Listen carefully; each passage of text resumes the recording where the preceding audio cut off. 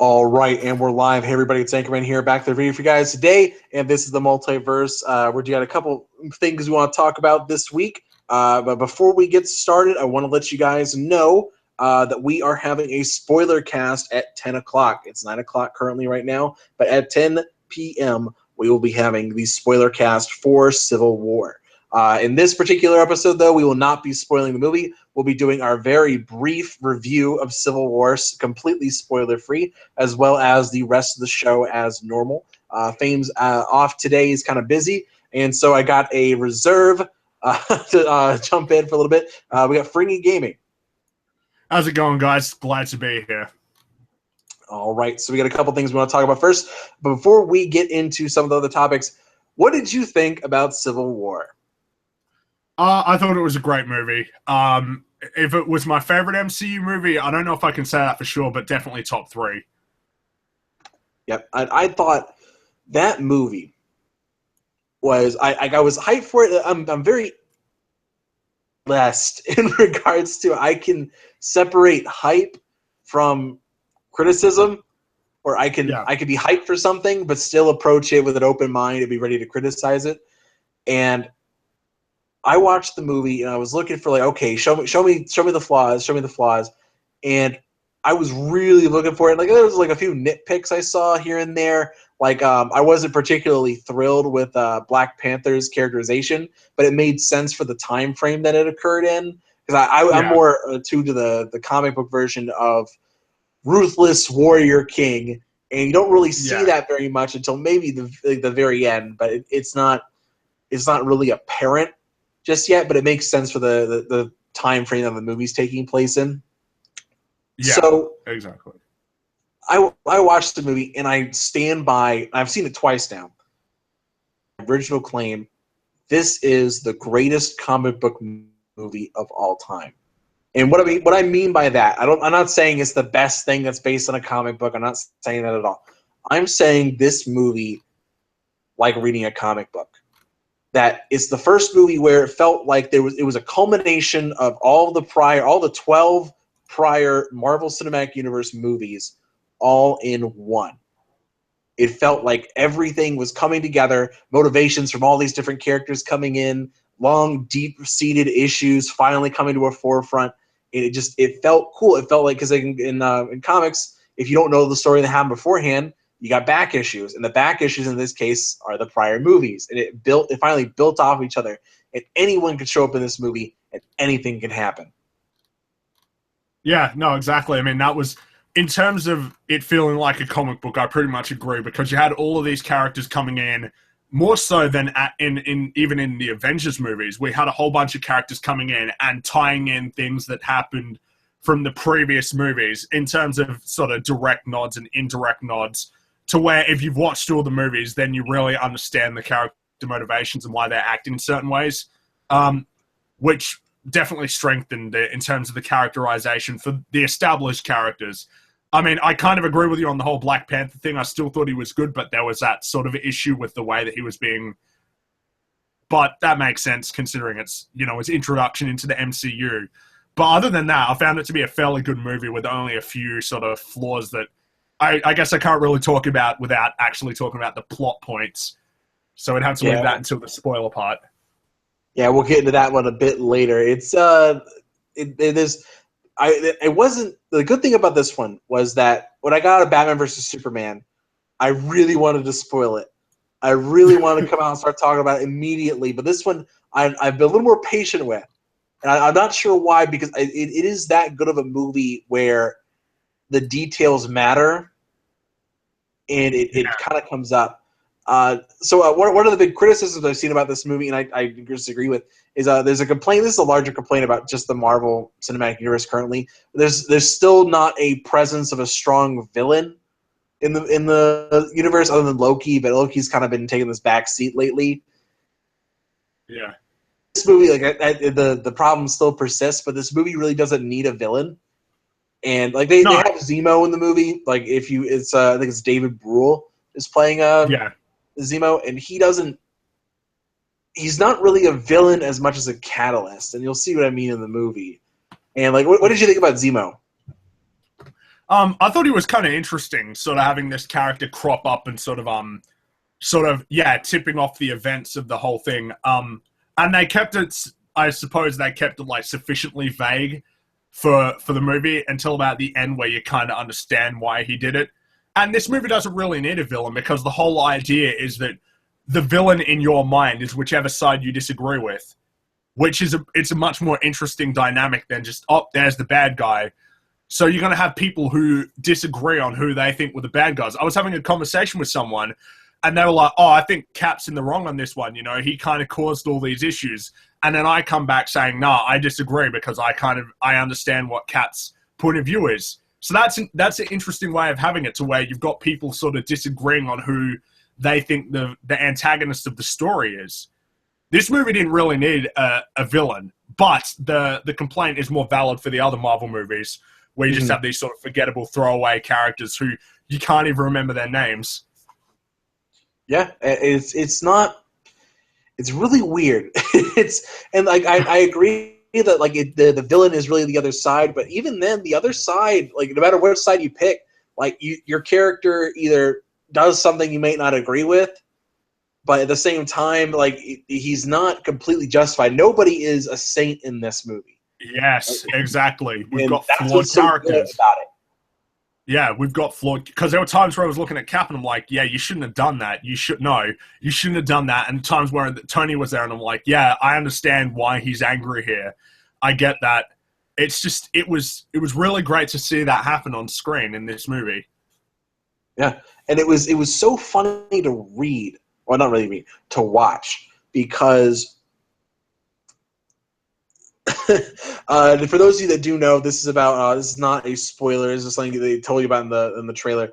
There's a bill, and if you read the comics, you definitely know about the Superhuman Registration Act. It's adapted into the Sokovia Accords, which instead of it being accountability to the U.S. government, is accountability to the United Nations. Yeah. It's funny because the argument is always, oh, we're going to prevent these random acts of vigilantism, people acting solo and going crazy.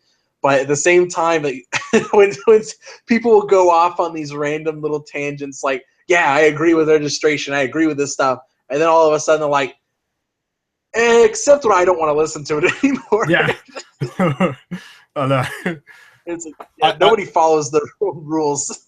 I think that the way that they handled the whole like Sokovia Accords kind of makes a lot more sense for because I remember seeing someone on Twitter like, oh, they've changed a lot of stuff, haven't they? But I thought, you know, the Sokovia, I keep mispronouncing it, but the affairs were basically, they made a lot more sense in this universe because they were more focused on the Avengers themselves, so the characters that we've already seen, as opposed to this much broader thing that was going to apply to hundreds of different characters, as it was in the comic book. So I think that the way that they did it here was better for this setting. Mm-hmm.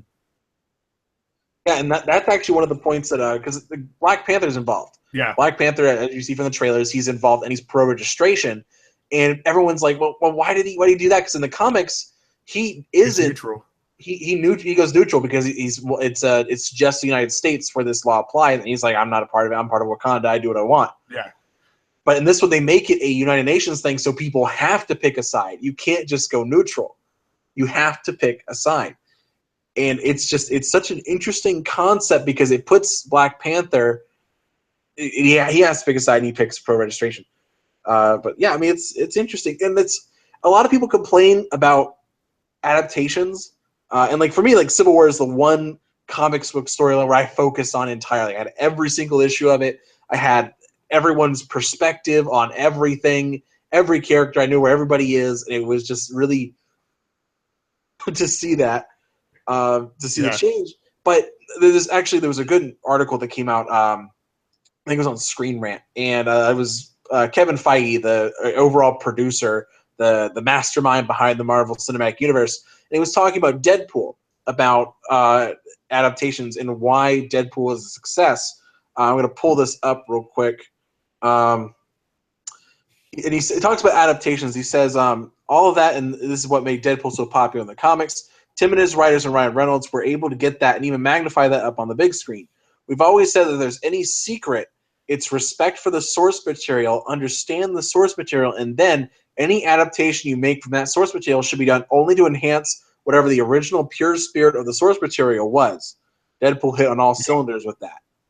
And I think that is the key to changing the source material of the movie.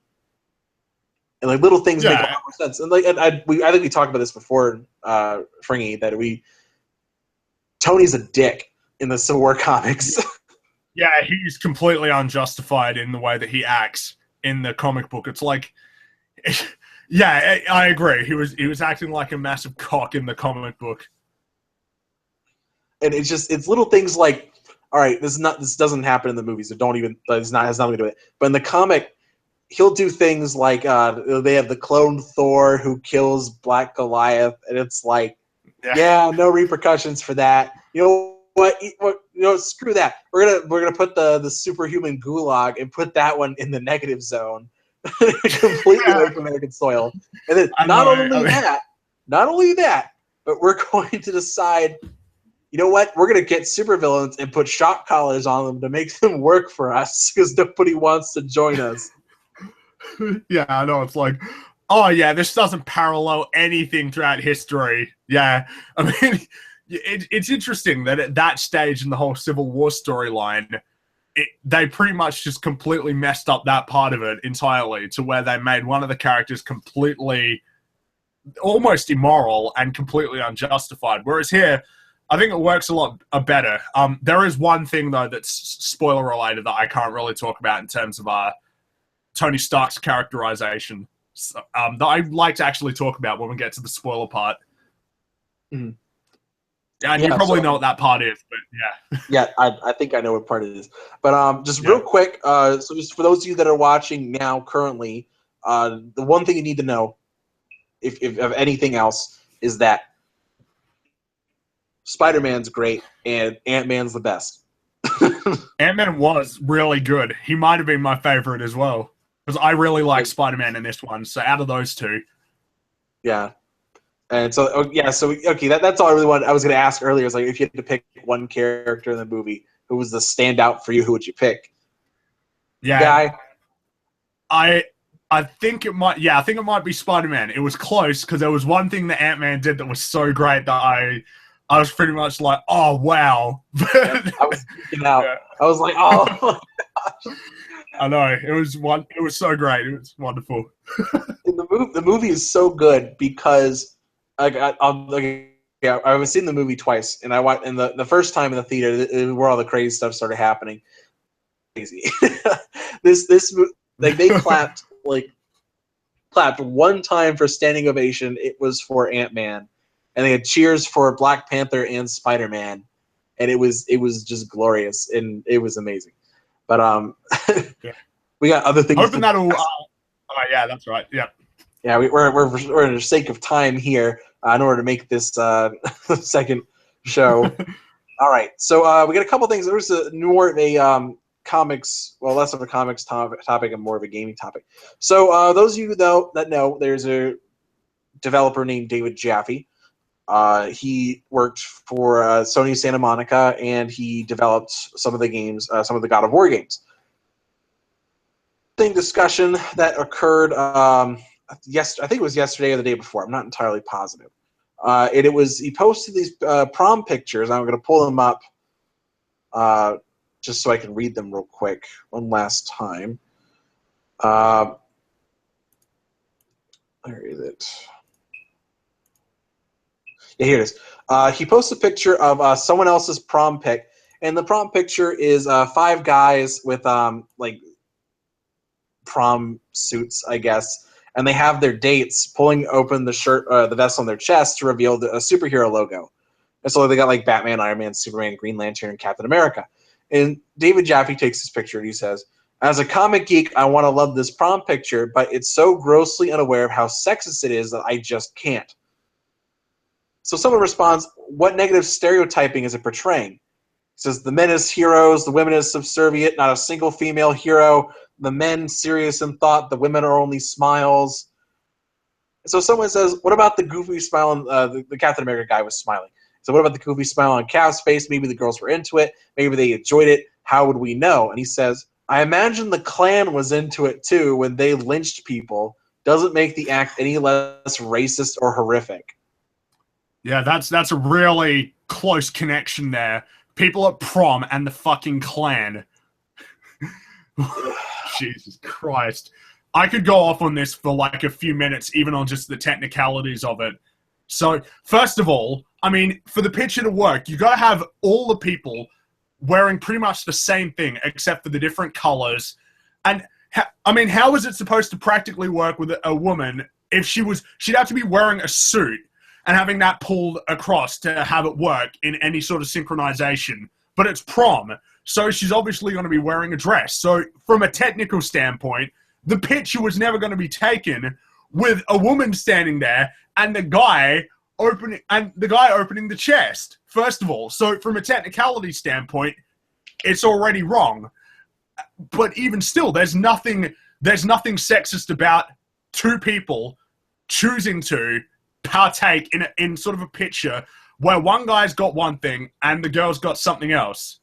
There's nothing sexist about it. They both agreed to do it. They're obviously all into it. They're all smiling. They all look pretty happy about it. So for them to say, oh, it's pitching them as subservient and it makes them look lesser. I mean, they agreed to do it and it doesn't make them look lesser. It's just a fucking picture. Yeah. All right, done. Yeah, I mean, it's just it is just a picture, and I'm like, I don't have a problem if you want to point out sexism. I don't particularly have a problem with it, but at least be consistent. And I mean, and this is coming. The funny thing was that someone else brought this up, and I thought this was kind of genius. They pointed out that it's like, weren't you the person who worked on God of War that treats women like sex objects? Yeah, I'm surprised that he of all people was the person, because I do like David Jaffe in terms of, I like the fact that he's fairly upfront and sort of honest.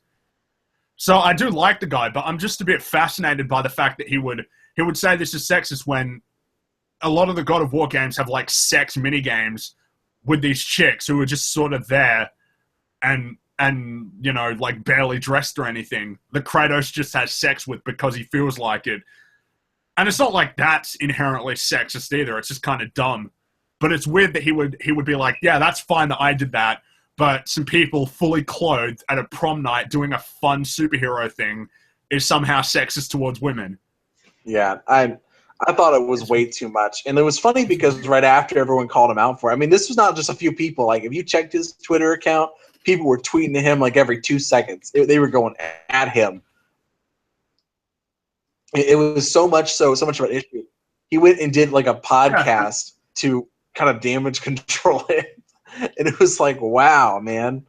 Like, yeah. Just own up to the fact that you just made a tweet that was kind of not thought out. I mean, I just don't understand how anybody could have looked at that picture and seen something negative about it. It was a cool picture. It was a really cool picture. Yeah, and it's such a weird scenario, honestly. And I don't know. I just wanted to talk about it because I thought it was just wrong on his part. And I don't know. Anyway. Yeah. Oh, and another thing about that, would he have said, oh, I would love this picture, but it's sexist if it was 5 girls who were the superheroes and the guys were, you know, standing next to them or something, doing something for them. You know, like if you had like Wonder Woman, Captain Marvel, and all that, just there doing that, and it was the guys who were sort of kneeling down or anything like that, I doubt he would have had an issue with that. Because there is no issue with it. There's no issue with it. It doesn't matter if there's 5 girls or 5 guys. There's nothing wrong with it. Yep. All right. So got a couple other topics I want to talk about real quick because it was superhero related.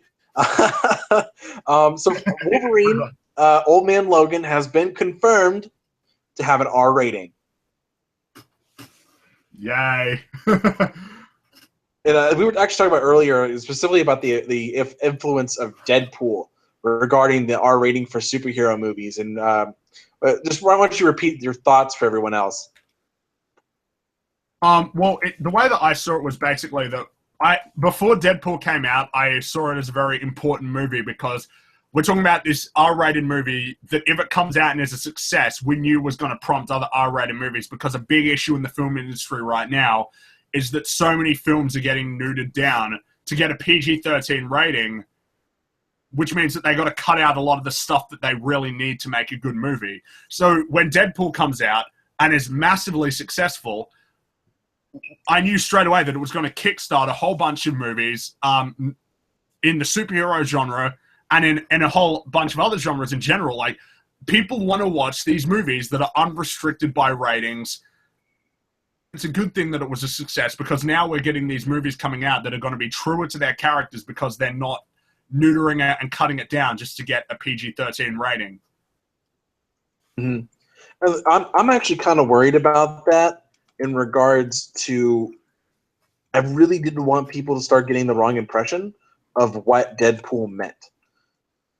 Yeah. Of whether they're having an R rating just suddenly means they're going to be great. No. I was like, please don't do that. Don't make a movie unnecessarily an R rating. Like, certain characters need an R rating. Yeah. Not really. Like, I don't think Gambit, I don't think they're ever going to do it, but if they ever have a Gambit movie, I don't think it needs to be R rated. Like, it's close, but it doesn't need to be. Or like, I think Wolverine needs to be R rated at least once, because they've done several Wolverine movies and they needed something. And because the thing is, like, they always notice go watch every X-Men movie, they never show any blood. No, nobody bleeds when they're getting stabbed in the jugular by Wolverine. And it's like, and that's because they don't want to have anything for the R rating. They don't want to show any blood because that's a pretty easy way to get an R rating. Exactly. And plus, Wolverine's kind of a foul-mouthed character, and you know, and he only swore like once, I believe, in the whole X-Men series, where he tells Charles and Eric to go fuck themselves. Wow. Oh my gosh. And it's just little things like that. Like, I think I would love to see that movie, but all right. So I was talking to somebody else, and they were saying, like, I hope it's true to the comic. I'm like, oh man, it cannot be true to the comic unless they do a deal with Disney. In the comic, it's like he's living in a. It's a weird comic. First of all, it's like it's in a future where he's killed all the X-Men. He's killed off a lot of superheroes because of a blind rage deal, and. Well, yeah, I haven't read Old Man Logan, but I'm looking at the cover right now, and I'm looking at him like, yeah, it looks kind of a bit dark. Not even the dark part. I mean, like, it needed an R rating for that, but like it relies so heavily on the Disney Marvel characters. Yeah, like he's living in a land owned by the Hulk. He goes to the Red Skull's land. He goes to a bunch of different stuff, and it's like, clearly they're going to have to change this stuff. It's not going to be true to the comic, but I mean, I don't know, man. Makes sense, though. Yeah, but they said it's only partially based on it. Yeah, it would be. It's going to be interesting though, because I was actually saying this before we started, that the only way I could see it happening is if X-Men Apocalypse totally bombs. Like, because they released X-Men, they're releasing X-Men Apocalypse like what, 2 maybe 3 weeks after Civil War, and like for no other reason than just to take sales away from Civil War. Like why would you put your movie so close to that just to bomb? Like, it's weird. I mean, they had June, July, and August because Doctor Strange comes out in November. It's not like the other years where it's mainly like, you know, March, May, or July or something like that. They had this big opening where they could have released it pretty much uncontested.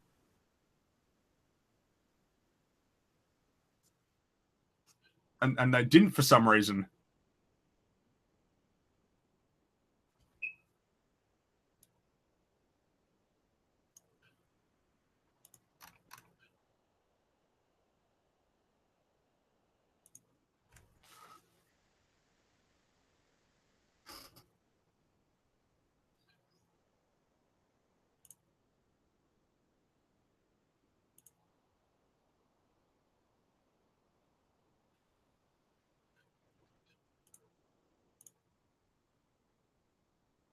Has it cut out or something? I'm a bit... not sure.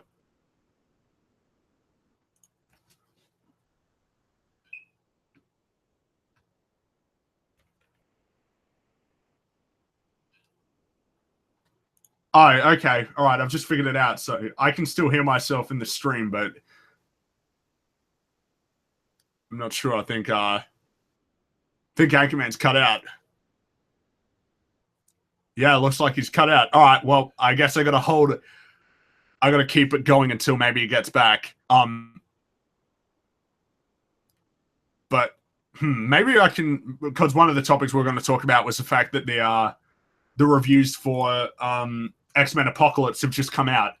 And I'm not really a huge Metacritic. When it comes to movies, I tend to like to look at it just to sort of see trends and all that. And in terms of I noticed something happen. But I figured I might as well just keep it going anyway. So basically, yeah, X-Men Apocalypse has now had its reviews come out. It's sitting on a 50 on Metacritic. It's getting fairly mixed reviews, and I think one of the things I was talking about with Anchorman before this stream was about how there were certain concerns that I had coming into the movie because they were introducing so many new characters into this movie that some of them we'd already seen, but oh, you're back in. Yep, you carried it on. You fixed it. All right, cool. Well, I was just going to keep it going with the whole topic because I thought now would be a good time to transition into the whole X-Men Apocalypse reviews. All right, good. That's what I was saying before I got disconnected. Yeah, when I just got disconnected, I'm like, have I disconnected or have you dropped? But then I played it on the stream and figured out that I was still on. All right, yeah, that was weird. But yeah, I was just talking about the fact that when it came to the X-Men Apocalypse, I was kind of coming into it a bit concerned about how many new characters were being introduced to. Some of them were new, characters who'd been in the original films, but that these are the new renditions of the characters in the whole revised timeline. And the issue that I thought that they were going to have was trying to juggle and balance all of these new characters while having this huge cast of characters who we've already had in the movies. Yeah, I mean it's very weird. Like I've gotten to the point where I can't really shame anything for that, for trying to push too many things in there. But I mean, looking at these reviews, I think you're gonna be really mad. It's a bit troubling as well because this is Bryan Singer as well, and he has a fairly good track record with the X-Men movies. Yeah, I mean, I normally trust the guy. I think he's pretty good. I'm just gonna open up a couple of these. Actually, when I was we were just checking right beforehand. If you type in X-Men Apocalypse on Google currently, you get a Forbes article. The Forbes article is titled X-Men Apocalypse Review. It's a franchise-killing disaster. Yeah, first one. And it's like, wow. I'm checking right now. I'm checking IGN, what they gave it. What did I give it? Scrolling down to the bottom real quick. They gave it a 7. It's kind of, the reviews are kind of all over the board. They're not like strong any one way. Like what was it? Days of Future Past were. But like I'm just looking through here real quick. Slate reviewed it on Rotten Tomatoes. If you're currently looking at that, it's sitting at a 45%. Is that what it's on Rotten Tomatoes? Wow. Well, when it comes to IGN's reviews, I'm not really, because IGN always rank movies way higher than everybody else. So they'll give a movie an 8 while everybody else gives it a 4 or 5. They sort of seem to adopt that game reviewing thing where the scores are strangely high.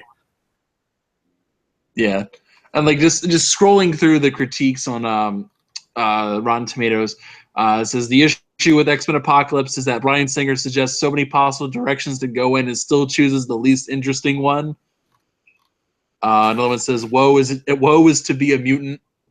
Plays like an overblown episode of the 1990s cartoon series and anything else, and I wouldn't consider that a compliment. Another one said, enough already. Jeez. Marks a shocking letdown from Singer's earlier contributions, which once soared, now slogs. It's kind of sad. And these are all from like pretty big ones like the Rapper, Chicago Tribune, or Collider. Some random hipster review. Yeah, right. Jeez. Yeah, that's sad. I really wish it was good. I mean, I'm still gonna see it. Like, yeah, exactly. I mean, I'm still gonna watch it, and I don't always agree with reviews anyway. I'm not one to sort of make my decision on reviews, but generally, when it comes to films, I'm generally somewhat in line with what critics say, as opposed to games where I'm often like starkly different from a lot of reviewers in terms of my opinions on certain things. Yeah, but I mean, it's for me when I look at reviews, I'm looking at two different things. I trust Rotten Tomatoes because it's a straight up, this is good, this is bad score. None of this in between stuff. Like, like it needs show me like it's none of the middle ground. It's like, is it a good review or is it a bad review? Well, a lot of people like to go to the middle ground because they don't want to run the risk of pissing people off. I mean, you see it all the time where. Yeah, Rotten Tomatoes just says, okay, this is a good review, this is a bad review. They just do it that way instead. Yeah, but I look at it as when I'm looking for things like plot. If I'm looking for thematic stuff, I look at what the critic reviews are, because I can't trust the audience I don't trust audiences with movie reviews ever. They've proven to be very a lot of it is driven by them coming into it, wanting it to be good, so much so that they may come out of it thinking it's great when it's not. Mm-hmm. And that happens with video games as well. But to a lesser extent. Well, actually, no, sometimes to a greater extent, to where it's like, I've talked about this a few times, where people will come into something, and either they come into it so hyped that when they play the game and it's not as good as they think it is, they'll either go way like, no, this is awesome, it's amazing, or they'll lose it and just say it sucks ass and it's terrible. Yeah. And also there's moments where reviewers will take that risky chance sometimes. And sometimes, like I said, there's always something called the hipster review, which is always just that one person, for whatever reason, either they're reviewing a game or a movie of a genre they don't even like. Yeah. Or they don't like it, and they have a track record of not liking things. Best example I can think of was IGN's review of Far Cry 3. It's been reviewed by some guy who clearly doesn't like first-person shooters. And so then he's saying all these things that, for some reason, in the Modern Warfare 3 review, the guy liked. So they get the same score, even though one of the games is much better than the other one. Yeah. I mean, it's so frustrating to see stuff like that. But at the same time, not everything just because it's lower is a hipster review. Like the stuff I'm seeing for Uncharted, IGN's getting a lot of pushback because they gave it it's not even really an official score. They had a review in progress for an 8.8, gave it an 8, and everyone's flipping out. Yeah, that's not. It's you haven't even played the game yet. How do you even? And first of all, an 8 is not a bad score. It's a very, very good score. For me, an 8 is a good score. I don't like the number system, but for me, an 8's a good score. Mm-hmm. So when I see I remember the same thing happened with The Last of Us. GameSpot gave it an 8, which I understand. I would have given it a higher score, but I understood where they were coming from, and they were just getting they're torn apart. And I was just like, GameSpot learned their lesson this time. They got to give Uncharted 4 a 10 out of 10 now. They already did. Yeah, it's getting a lot of perfect scores, which I haven't played the game yet. I'm picking it up today. No, it's got tons of 10 out of 10s. I'm looking right now. Maybe talk about something while I just keep. I'll count how many perfect scores it's got. Yeah, the thing of perfect scores is that I understand that people say, "Oh, it's not a perfect game. It doesn't mean that." I'm like, nah. It implies it's a perfect when you give it a 10 out of 10. Change over time, but I just don't trust the 10 out of 10 score. It's got about 25 10 out of 10s. Yeah. It's a bit much. I mean, I love the Uncharted. I love the Uncharted series. I do, and I really love the series. And I'm sure this will be a great game. But I feel, even someone who's a big fan of Naughty Dog, feel that there is this I feel there's this air of cowardice to where people are scared to talk about some of the faults that some of the Naughty Dog games do have, where they're so worried about the backlash that they think they're going to get, and that they often do get, that they don't necessarily cover these things that are worth covering. I mean, look at Uncharted 3, I feel, is the weakest game in the series. It had a plot that was pretty much ripped off from Uncharted 2, but a lot worse. In terms of gameplay, it was a bit better. But you had all of these people who didn't really talk about the fact that the plot wasn't noticeably kind of subpar. A lot of Uncharted fans even noticed that it wasn't a great story this time around. Yet so many people just didn't mention it. Mm-hmm. Yeah. Whereas obviously that's not the case with Halo anymore, is it? Yeah. Personally, I got to the point where I don't trust numbered scores anymore. I just do it based on money. I just say, is the game worth your money? And like, how much money do I think that's better. That's a better metric for figuring out because a score doesn't really tell you anything. Whereas if someone's like, I recommend that you buy this game at full price, something that you can actually take with you when you go to buy the game, or wait until it goes on sale or something like that. It's more useful information. Yeah. And so, I mean, stuff like that, like, I'm also really skeptical about stuff. I'm a huge skeptic when it comes to video games and movies. I will find something to critique. I will find something, and you guys are going to see when we do the spoiler cast later. Oh my gosh, you guys are going to see so much.